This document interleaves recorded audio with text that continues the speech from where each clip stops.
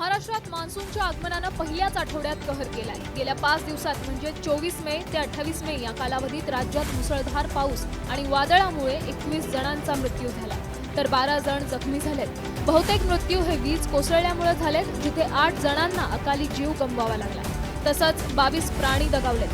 सर्वाधिक मृत्यूची नोंद पुणे आणि नांदेड जिल्ह्यात करण्यात आली आहे। मोठ्या प्रमाणात नुकसान झालं आहे। या सर्व नुकसानग्रस्तांना, शेतकऱ्यांना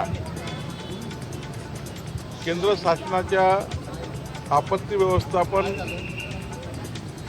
विभागाच्या जे काही मदतीचे नॉर्म्स आहेत आणि राज्याचे जे मदतीचे नॉर्म्स आहेत त्याप्रमाणे तातडीने माननीय मुख्यमंत्र्यांनी आदेशित केला आहे सर्व कलेक्टर आणि सर्व विभागाला। तर महाराष्ट्र, मराठवाडा, विदर्भात पूरस्थिती निर्माण होऊन शेतकऱ्यांचं नुकसान झालंय। काही ग्रामस्थांच्या घरात पाणी शिरून शेतमाल आणि इतर